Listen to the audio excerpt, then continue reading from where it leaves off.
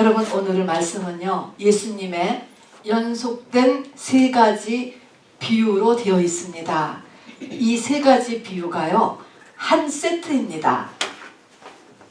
그 목적은 예수를 믿고서 열심히 나름대로 믿었어요. 끝에 가서 승리하기 위해서입니다. 왜 그러냐 하면 초림 예수 때 2000년 동안 그들은 하나님을 믿고 그분이 보내신 메시아를 기다렸습니다. 그런데 예수님이 오셨을 때 그 예수님을 못 맞아들였습니다. 그렇죠? 아주 소수를 제외하고는 못 맞아들였습니다. 그것으로 인하여서 성전이 박살나고 참으로 돌 위에 돌 하나도 남지 않고 너희들의 아이들은 미워침을 당하고 한다고 했습니다. 그리고 나라를 빠여끼고 완전히 전 세계 디아스포라로 전부 다 이렇게 흩어짐을 당했습니다. 근데 이것이 초림 때인데 재림 때도 똑같은 일이 일어난다는 것입니다. 이것이 성경이 수천 년을 지나도 그 영적인 원리가 똑같은 것이기 때문에 우리가 이 시간에도 이렇게 말씀을 진리로서 배우는 것입니다. 재림 때는 대상이 누군지 아세요? 초림 때는 이스라엘 백성들이었습니다. 재림 때는 대상이 교회입니다, 여러분. 교회. 자, 그래서 교회가 대부분이 다시 오시는 주님을 만나지 못하고 심판에 들어간다는 것입니다. 이것을 벗어나기 위해서 오늘 이 세 비유의 말씀을 우리에게 주신 것입니다. 그런데 귀 있는 자가 돼야 돼요. 그래야지 이것을 듣게 됩니다. 마태복음 13장에 가서도 보면요, 물고기를 다 건진 다음에 그 물고기 중에서 어떤 물고기를 다시 던지는데 그거를 의인 중에서 악인을 골라낸다. 도대체 이게 무슨 말일까? 재림 때를 이야기하는 것입니다. 칭의의 의인이죠. 교회를 다니기 시작했으니까. 그런 의인 중에서 다시 바로 이 악인을 골라낸다. 이렇게 말씀하셨습니다. 그래서 교회에 발을 들여놨다라고 해서 또 내가 성령을 받았다라고 해서 나는 그냥 다 된 것이야가 절대로 아니라는 것입니다. 그래서 초림의 이스라엘이 박살난 것 같이 재림의 교회가 또 한 번 박살이 나게 된다라고 하는 사실입니다. 오늘 이 마태복음 21장의 이 본문의 배경을 한번 먼저 말씀드리면요, 이제 예수님께서 30세가 되어서 공생애를 시작을 하십니다. 하시자마자 예수님 앞에 나타난 것, 예수님이 보는 것은 모든 사망의 증상들이 확 피어오르는 것입니다. 그 사망의 증상이 뭘까요?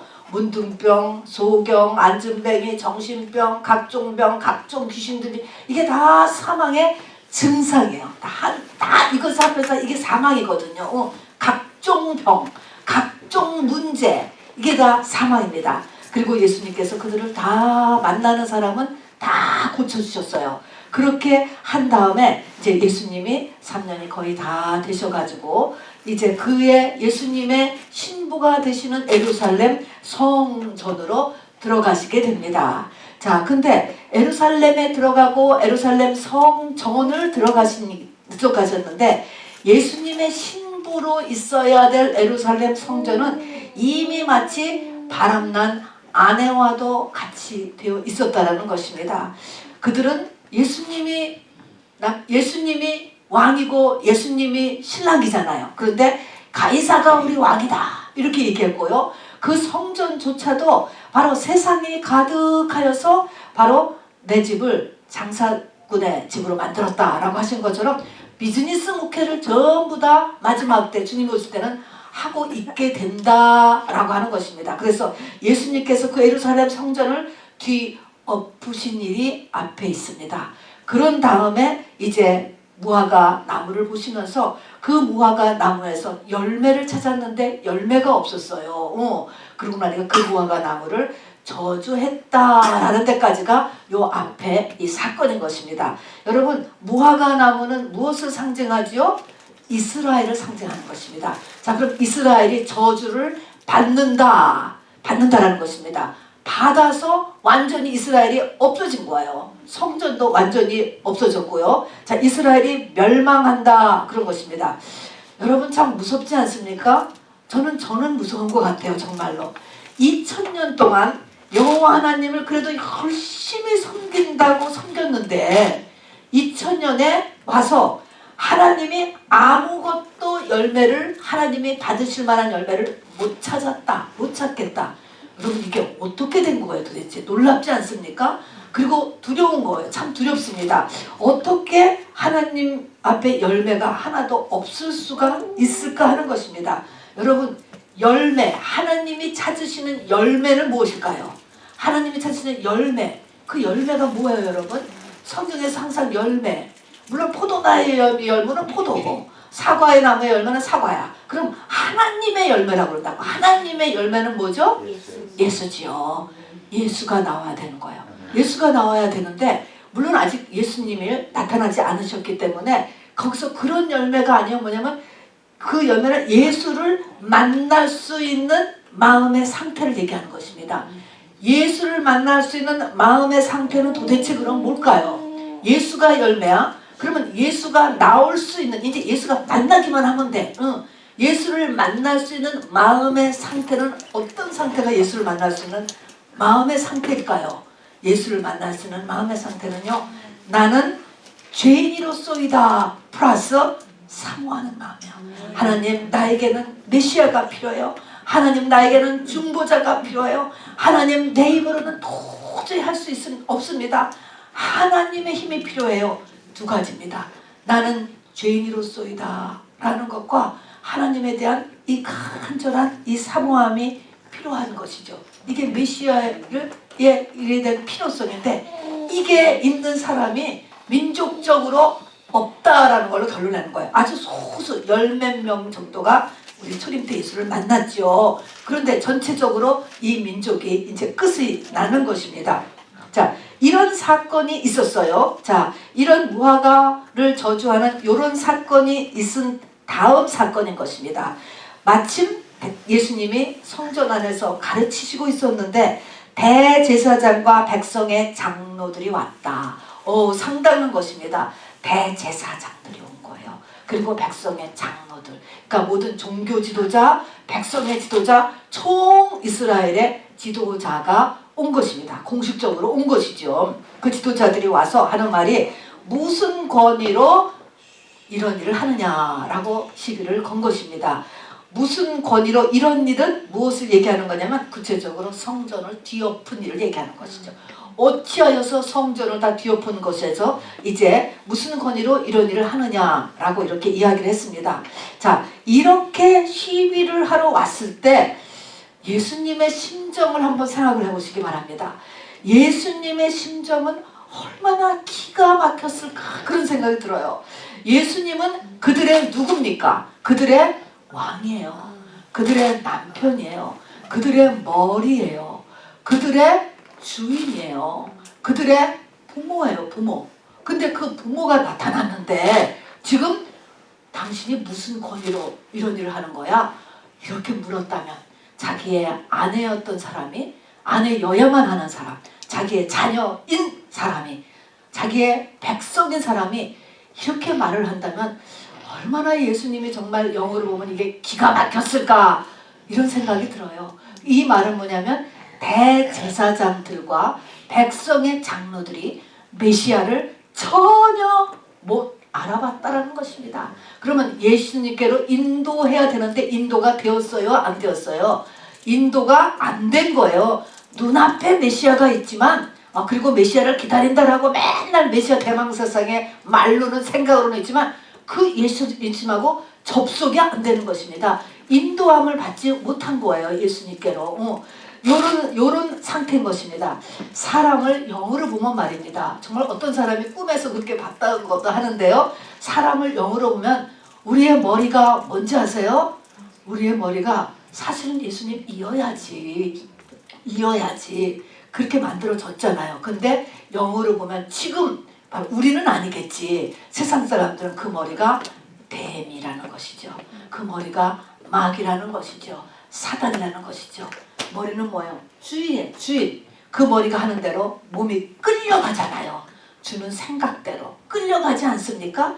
이것이 바로 세상 사람들의 모습인 것이죠. 그리고 내가 왕이다, 내가 주인이다, 내가 중심이다 라고 하지만 그는 내가가 아니고 뭐가 왕이에요? 마귀가 왕인 거예요. 사실은 마귀가 나의 왕이고 마귀가 나의 주인이고 마귀가 나의 남편이고 또 마귀가 나의 왕인데, 이 왕이 마귀가 왕인 걸 모르면서 이 마귀는 어떻게 합니까? 네가 왕으로 살아야 돼. 세상에서도 너는 왕으로 살아야 돼. 그러니까 왕같이 노르려고 왕을 만들려고 부지런히 무화과 나뭇잎을 그냥 만들고 무화과 나뭇잎으로 옷을 만들고, 그게 뭡니까? 끊임없이 자랑거리를 만든 자랑거리. 우리가 믿지 않는 사람들의 모임에 가보세요. 은근히 전부 사랑해, 전부 자랑, 사실 100% 자랑으로 일관한다는 것이 사실 세상의 상태예요, 여러분. 할 수 없는 것입니다. 그 머리가 뱀이기 때문에 왕 노릇을 하려니까 어쩔 수 없는 것이죠. 자, 그런데 무슨 권위로 당신이 성전을 뒤엎었어? 라고 대제사장과 장로들이 이렇게 이야기하니까 예수님의 대답, 여러분 이것이 모든 문제의 키고 오늘 말씀의 키가 됩니다. 바로 무슨 일로 권위로 이런 일을 하느냐라고 하니까 25절에 딱 예수님이 하는 말이 요한, 세례 요한의 이야기를 딱 하시는 것입니다. 자, 오늘 신앙생활의 키도 바로 이 세례 요한을 기억해 놓으시면 되고요.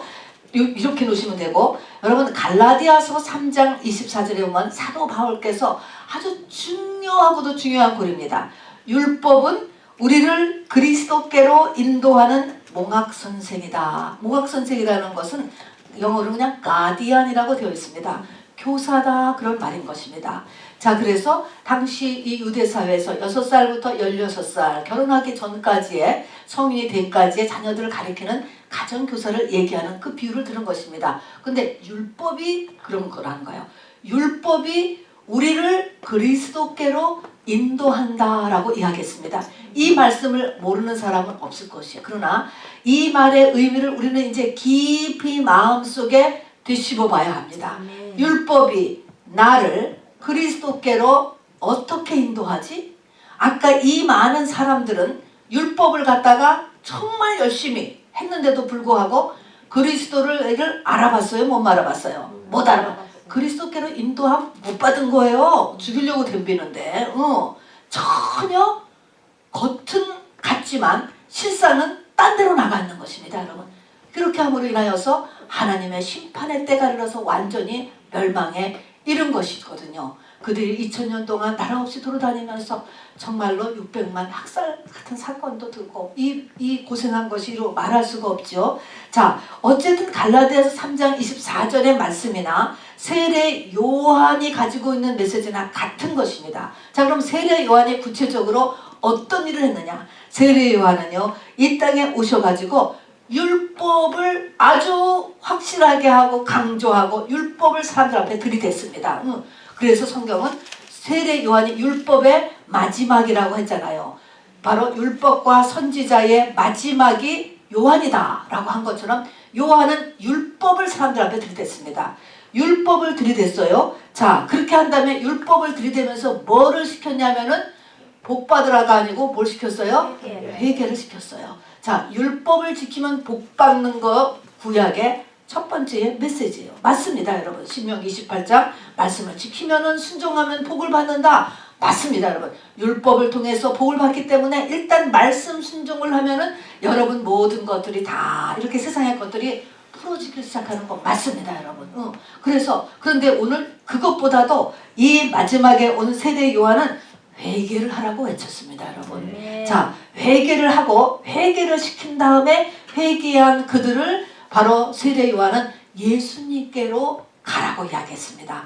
예수님께 인도했습니다. 내 뒤에 오시는 자가 있으니 나는 그의 신들매를 들기도 감당치 못하겠노라 하면서 예수님께로 세례받은 사람을 인도했던 분입니다. 이 세례 요한을 잘 생각해보라 라고 지금 예수님께서 이 대제사장들과 이 바리새인들에게 이야기한 것입니다. 어쨌든 지금 이 대제사장들과 바리새인과 이 백성의 장로들은 이것이 안 됐기 때문에 예수님을 못 알아보는 것입니다. 그죠? 세례 요한 마지막으로 외친 이 세례 요한의 사역이 이 사람들한테는 안 된 것입니다. 자, 율법을 확실하게 알고 그 율법에 따라서 회개를 하고 그런 다음에 그들이 이렇게 회개가 되었으면 그들은 이제 예수께로 가야 돼. 그 사이에 낀 게가 사실은 우리는 지금 알지만 십자가가 끼게 되는 거예요. 자, 회개를 했는데 회개는 해요. 이스라엘 민족도. 그러니까 내가 잘못했다라고 하면은 양을 갖고 소를 갖고 짐승을 가져가서 짐승을 죽이면서 회개를 하는 거잖아요. 그게 회개를 하는데 그 회개가 어디까지 가야 되느냐 하는 것이죠. 어디까지? 그 회개가 어디까지 가야? 다윗같이, 욥같이 회개가 어디까지 가야 되면 조금 회개하고 그만두는 것이 아니라 회개가 끝까지 가야 그 끝에서 그 좁은 길의 끝에서 생명을 만나는 것입니다.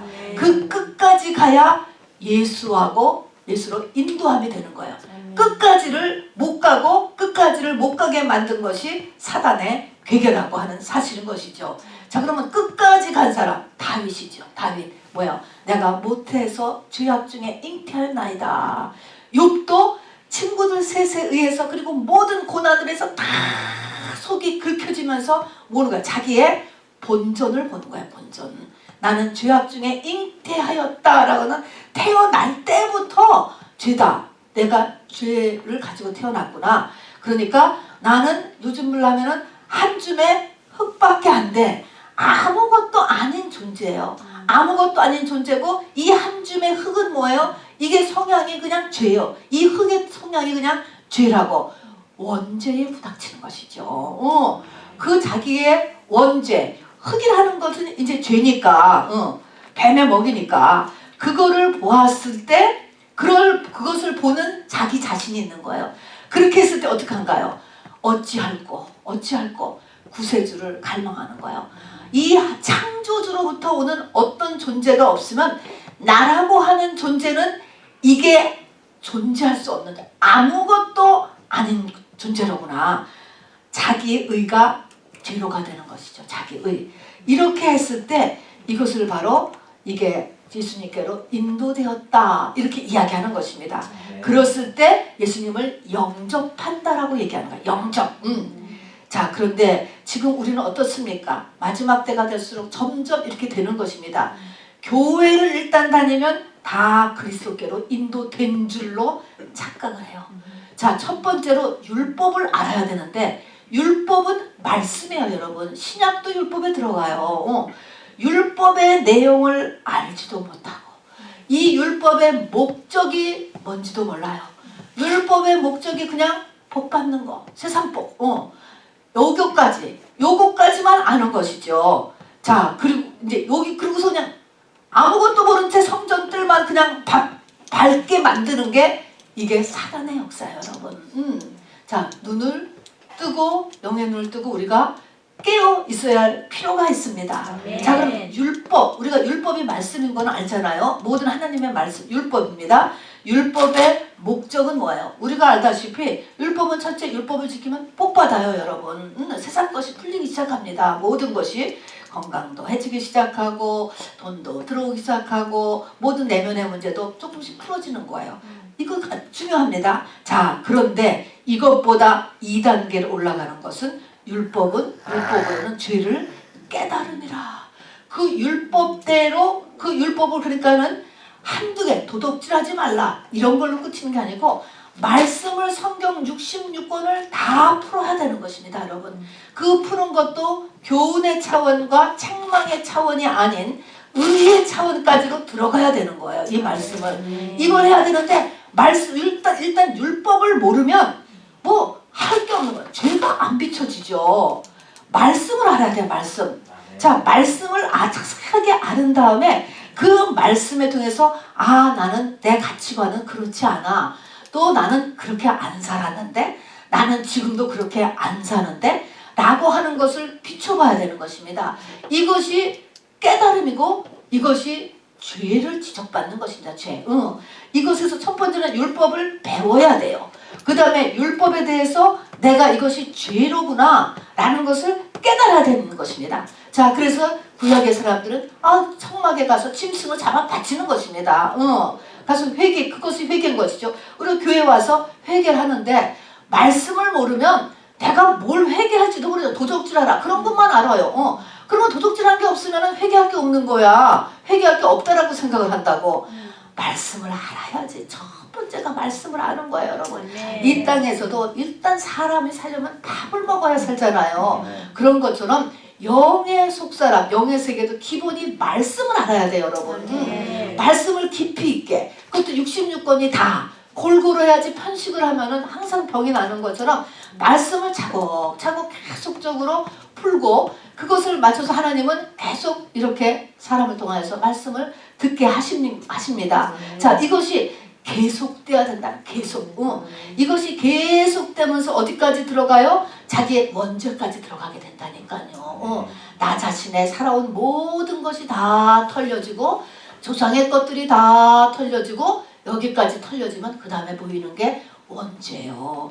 우선 나의 현재, 나의 과거 전체가 다 보여줘야 돼요. 그 다음에 우리 집안이 보여줘야 돼요. 4대까지가 다 드러나야 되는 거예요. 그 다음이 나의 원죄가 드러나는 것입니다. 악살가는 도고에 가나안 7조성을 맨날 외쳐도요. 이것이 나한테 지금 어떻게 연결되어 있는지 느껴지지가 않아요. 그만큼 겉의 죄가 안 털어지면 이 조상의 것들이 비춰지지가 않습니다, 여러분. 그래서 자기가 죄가 없는 줄을 아는 것입니다. 자, 그래서 이 자기의 원죄를 보는 데까지 이 죄가 털리는 일을 부지런히 해서 끝에 가서 뭐냐면은 바로 내가 모태에서 죄인이고 사도 바울과 같이 나는 죄인 중에 괴수고 그 죄를 털고 나니까 정말로 내가 죄가 많구나. 죄인 중에 괴수고 그리고 한 줌의 흙이다. 전도서 얘기하는 것처럼 정말 여러분 화장해보세요. 돌아가시고 나서 죄 한 줌밖에 없는 거예요. 그 사람 사는 결과가 그것밖에 없는 존재. 그렇게 굉장한 존재들이 아니십니다, 여러분. 이런 거 이렇게 했을 때 바로 내가 살아서 이거를 느끼면 당장 예수를 찾게 되어 있습니다.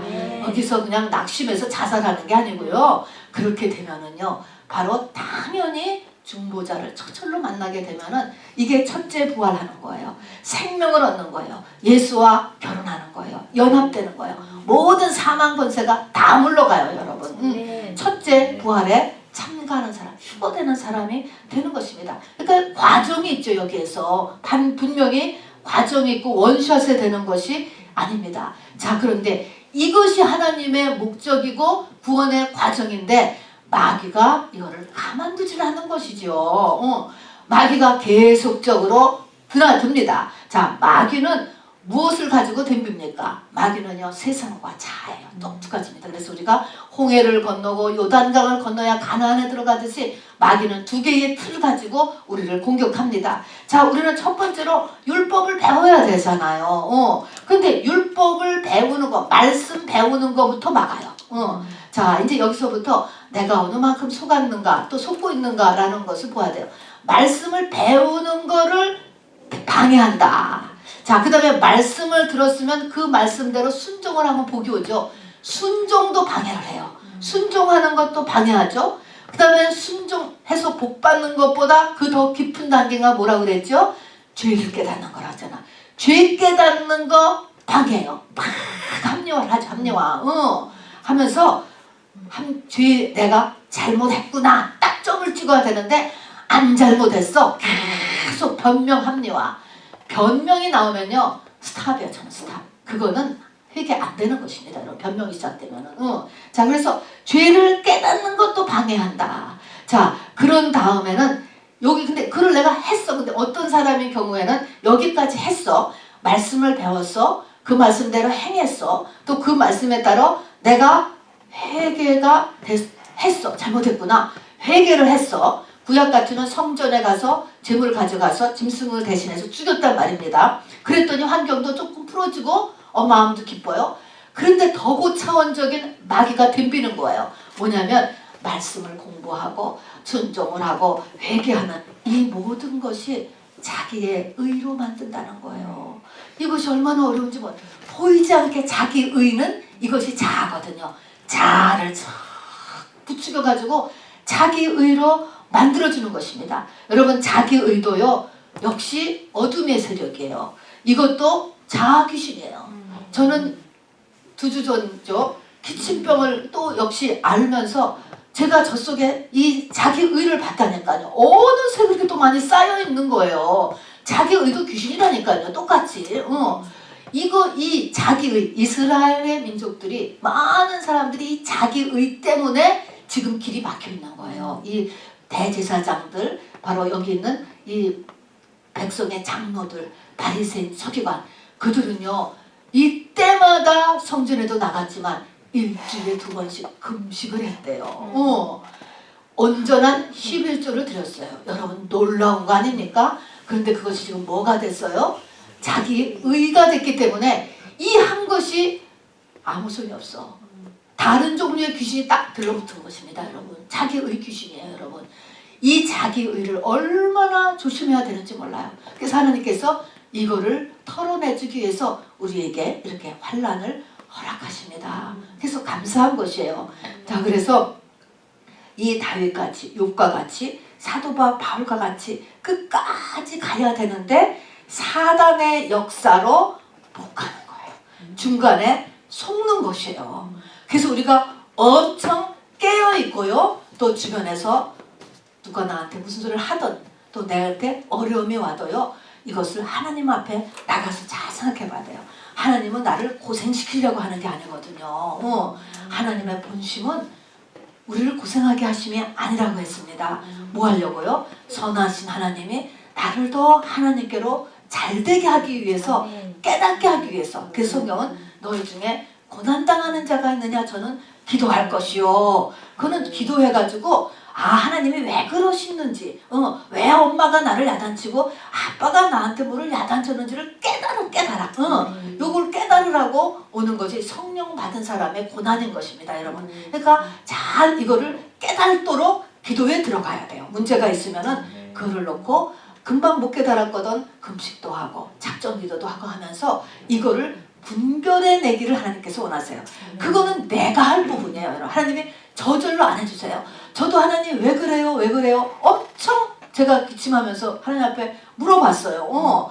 이게 정말 이게 몇십 년을 이러는데 이거 정말 하나님 언제 끝나요? 하면서 막 하나님을 쓱 했거든요. 찾으니까 그 하나님께서 어느 순간에 저한테 확 깨달음으로 오고 그리고 기침병이 나았다니까요. 그래서 하나님 앞에 이렇게 이 하나님의 사랑이라는 것을 잊지 못하고요. 이렇게 이 다른 형태의 더 고차원적인 귀신이 우리에게 역사한다는 것입니다. 자 그래서 2000년 동안 이스라엘 민족은 여호와 하나님을 열심히 믿는다고 하면서도 자기 의로 까특했고 그 다음에 덤비는 게 뭘까요? 세상 귀신이죠. 우리가 세상은 뛸 수가 없잖아요. 세상에 좋은 것은 좋잖아요, 여러분. 그러니까 반드시 율법을 조금 지키니까 세상에 조금 잘 돼. 세상 맛을 들이네, 세상 맛. 여러분 세상 맛을 봐보세요. 이 맛이 세상 맛이 들어가기 시작하면 이것을요 빼는 게 또 너무 어려운 거예요. 여러분 조금 더 잘 사는 거는 쉬운데 살던 거에서 기준을 내려가는 건요 되게 어려워요. 자 그러니까 여기에서 이 잘 살고 경제적으로 세상령이 계속적으로 공격을 한다는 것입니다. 하나님은 조금 흔드는데 이 사람들은 흔들어서 돈이 흔들리는 거가 엄청 이게 싫은 거예요. 그러면서 우상을 받아들인 거죠. 수많은 우상이 기다리고 있었잖아요. 바알과 아세라와 이방 신들이 다 기다리고 있는 것입니다. 이렇게 하면서 회개로 진입하기보다는 다른 방법을 강구하기를 시작하는 것이죠. 그래서 세상신과 이 자아 요 두 가지로 인하여서 이스라엘이 전체적으로 귀신 충만이 되어버렸어요. 성전까지도 그래서 뭡니까? 전부 다 바로 비즈니스로 이 성전을 운행했다니까요. 비즈니스로 교회를 운행하게 된다니까요. 점점 더 이렇게 돼버렸어요. 전부 다 그러니까 똑같은 세상 귀신, 자아 귀신 충만 이것으로 인하여서 이제 하나님께서 보면은 때에 맞춰서 네가 이렇게 이걸 깨지는 거야. 깨져서 이 원죄를 본 데까지 가지 못하면 때가 되면 돌이 네 위에 떨어진다는 거예요. 돌이 떨어져서 너는 거기서 박살이 난다 라고 성경에 오늘 예수님이 얘기하는 것입니다. 하나님의 때 그만 해서 하나님의 때는 이스라엘 민족들 같이 성전이 완전 파괴되고 바로 아이고 어린이고 뭐 노인이고 여자고 할 것 없이 그냥 완전히 전 세계에 바로 흩어지는 이렇게 박살이 나는 일이 일어난다는 것입니다.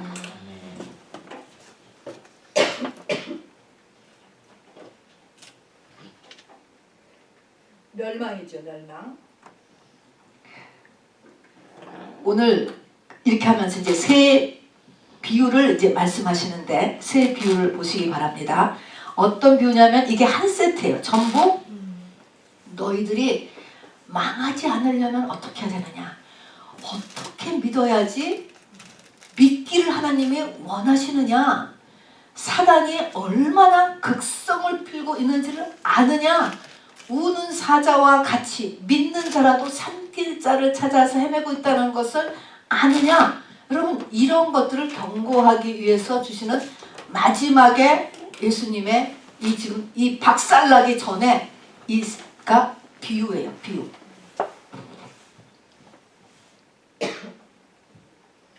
첫 번째가 두 아들의 비유고요. 두 번째가 악한 농부의 비유고요. 세 번째가 혼인잔치의 비유입니다.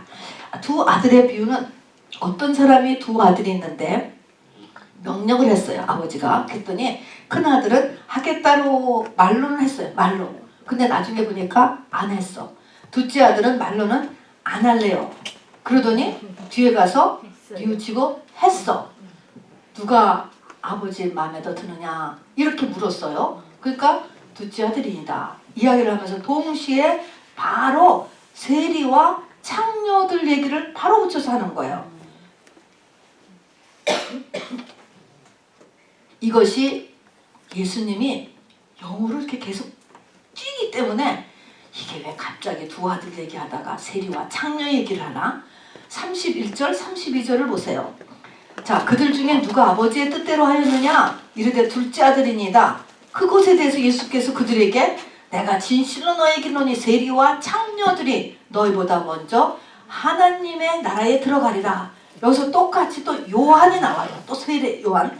요한이 의의 도로 너희에게 왔거늘 너희는 그를 믿지 아니하였으되 세리와 창녀는 믿었으며 너희는 이것을 보고도 끝내 뉘우쳐 믿지 아니하였도다. 그러면서 이 예수님의 마지막 키 말씀은 세례 요한이고요. 첫 번째 얘기의 두 아들의 이야기는 무슨 것을 지금 얘기하려고 하자면 세리와 창기, 그 다음에 또 하나는 누구죠? 바로 너희들 바리새인 대제사장들을 첫 번째 아들이라고 하고 세리와 창기들이 둘째 아들을 지금 예수님께서 요 첫째 아들 얘기를 안 하고 지금 비유로 이렇게 지금 이야기를 하시는 것입니다. 자, 그러면은 말만 하고 안 한 사람들, 이 말은 대제사장과 장로들은 뭐냐면 율법을 지킨다. 이렇게 얘기한 사람들이에요. 율법을 지킨다라고 공공연히 알고 있는 사람들이에요. 세리와 창녀는 뭐냐면 대놓고 율법을 어기는 사람들이에요. 그렇죠? 세리, 창기 다 대놓고 율법을 안 지키는 사람들인데 안 지키는, 그러니까 아버지한테 싫어요 하는 그 둘째 아들하고 똑같다는. 그런데 맨 마지막에 가서 세례 요한이 나타났어요. 세례 요한이 율법을 들이대면서 회개하라 그렇게 했을 때 누구는 회개했다고? 둘째 세리와 창기는 회개를 하는데 바리새인 서기관 대제사장들은 그러면서 회개를 안 하더라, 이 말인 것입니다. 그러면 누가 의의 도를 절하는 이제 이 세리 요한을 마치고 누가 하나님의 뜻에 맞는 사람이라고? 세리와 창기가 먼저 하나님의 나라에 들어가리라.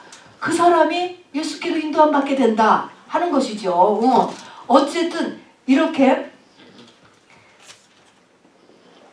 이 하나님 앞에 지금 이 대제사장들과 백성의 장로들은 뭐가 찼어요? 지금 세상 귀신과 자기의 귀신이 가득 차가지고 지금 이 율법을 얘기하는데 그 율법이 회개로 자기한테 안 비춰져.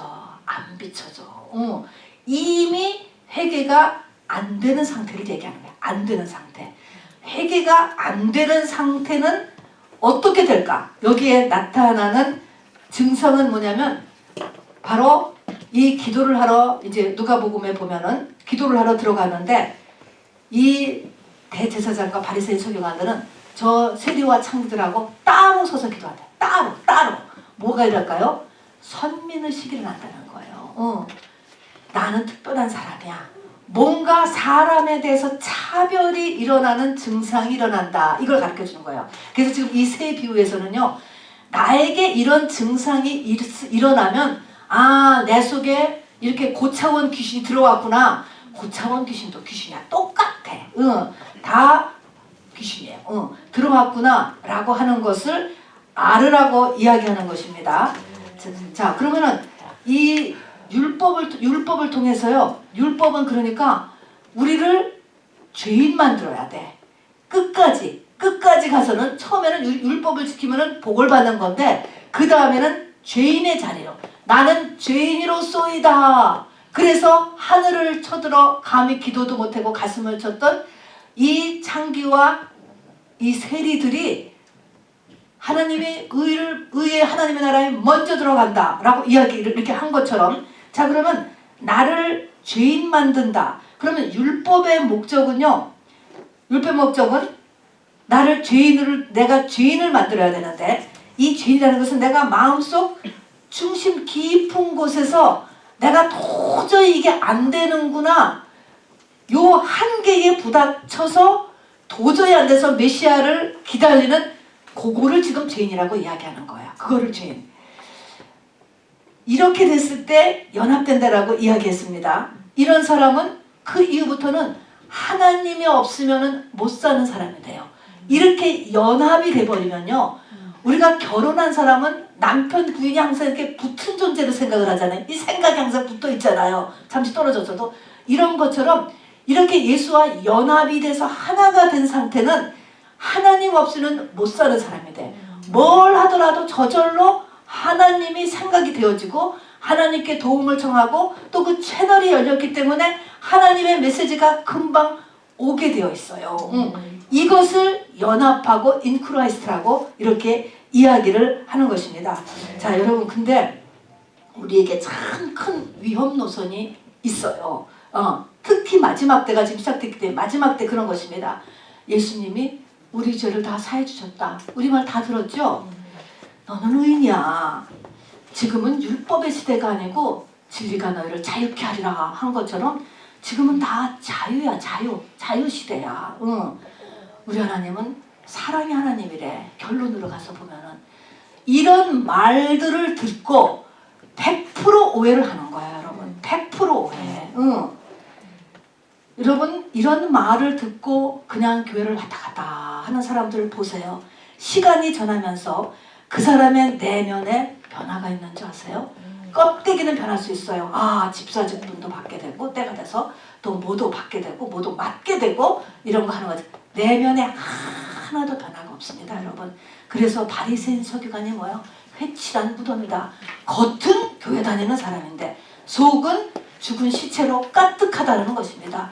정말 진짜 말씀에 따라서 복받고 회개하고 또 이것이 반복되고 하는 일을 거의 못해요. 내가 의인이라는데 내가 자유하다는데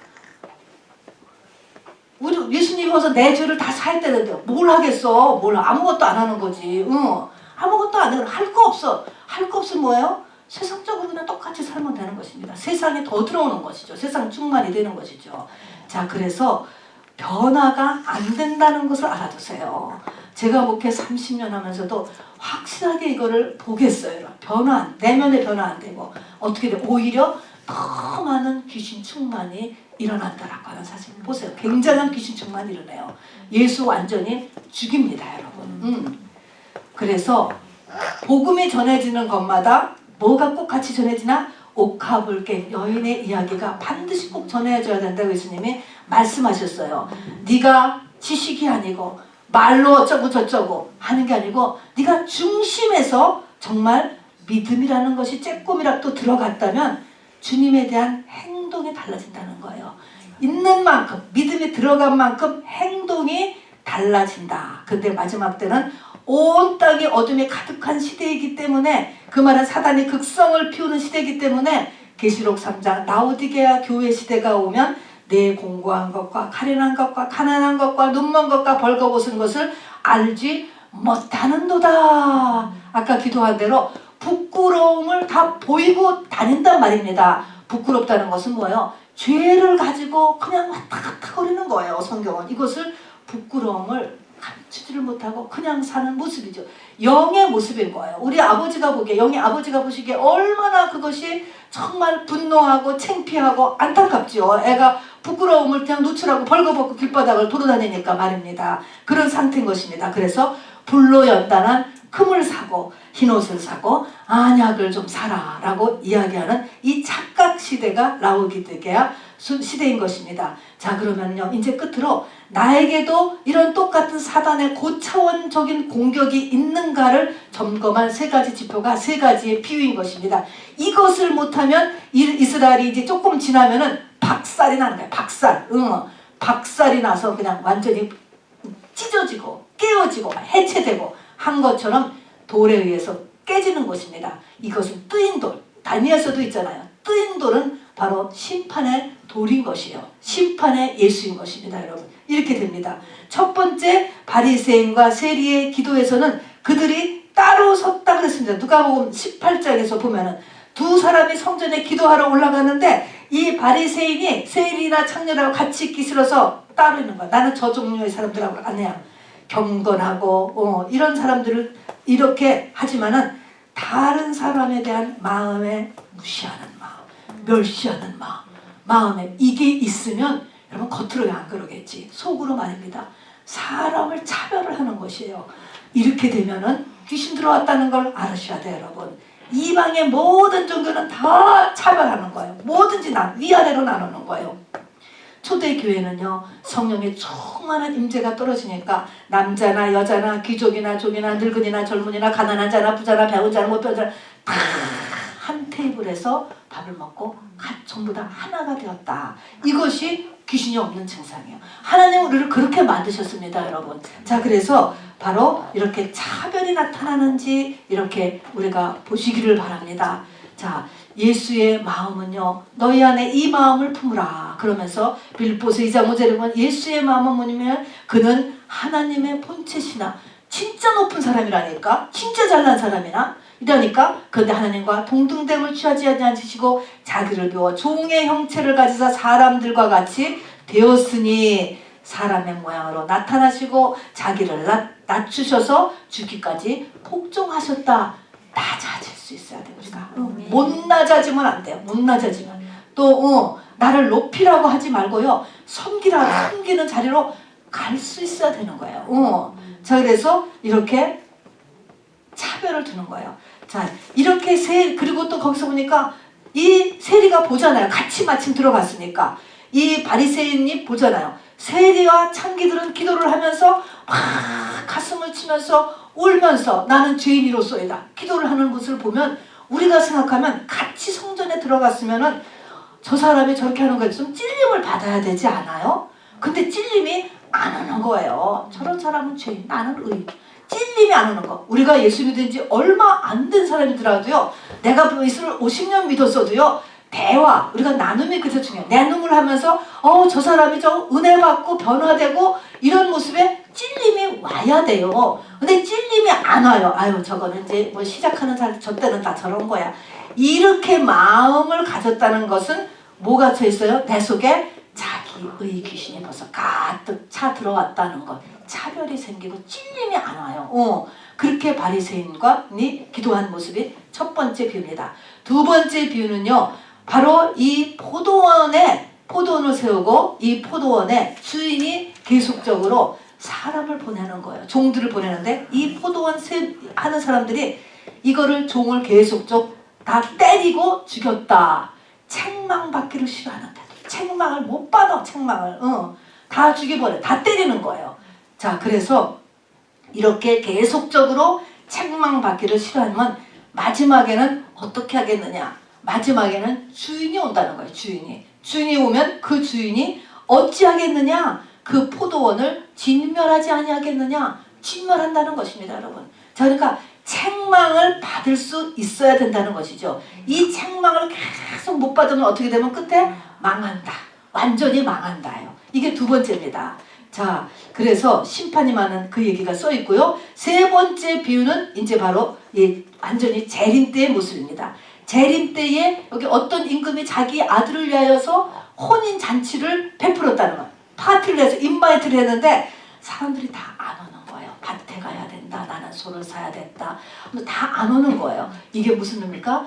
이렇게 마지막 때는 세상이 귀신이 들어가면 세상이 더 중요해, 하나님보다.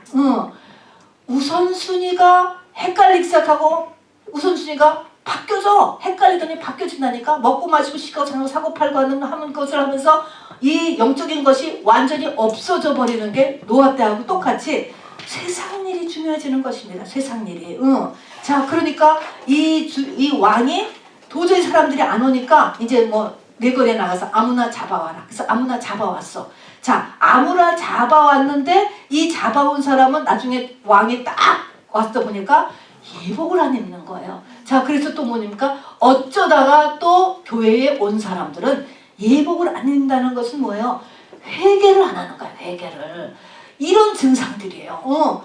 나한테 내가 회개가 안 돼. 회개한 지 오래됐어요, 여러분. 이러면 여러분 이거 뭐예요? 귀신 찬 거예요, 여러분. 세상 귀신이에요, 그거는. 자, 그래서 세 번째는 세상이 강해진다. 세상이.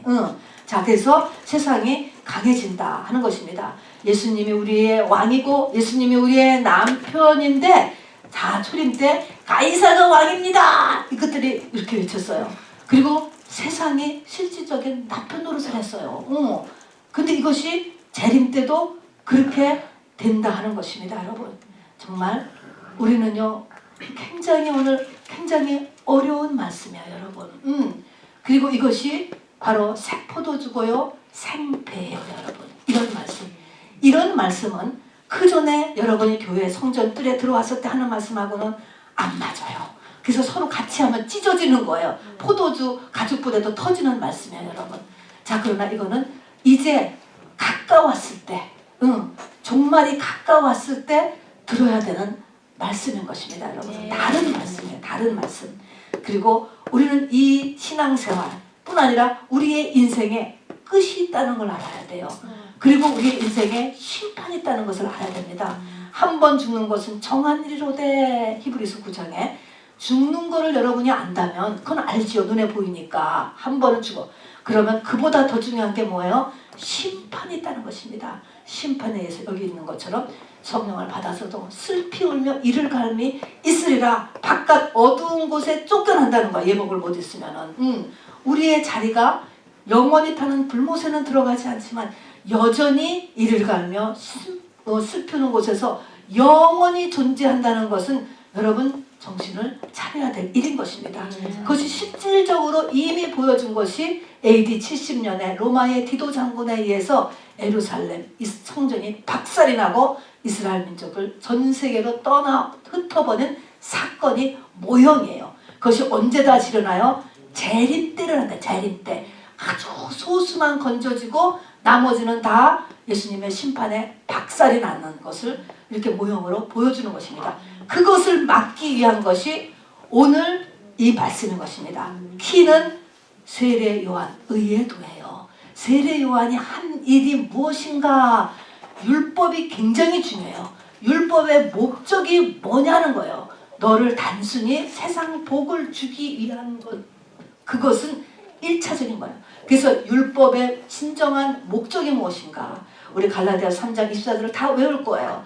바로 율법은 우리를 그리스도께로 인도하는 몽학선생이다. 자, 그러면 이 말은 다 알지만 그 말대로 이 말이 진짜 우리 가슴 속에 들어오는 거에는요 굉장히 어려운 거예요. 율법을 알아야 돼. 알아야 돼. 말씀도 모르면서 뭘 한다는 거예요. 말씀을 알아야 돼. 율법. 그 다음에 그리스도께로 인도함을 받으려면은 인도함을 받으려면 내가 눈이 열려야지 본다니까요. 아무리 예수를 갖다 놔도 못 본다니까요. 이렇게. 그렇게 해서 바로 그것은 어떻게 돼요? 내가 죄를 털어냄으로써만이 열리는 것이죠.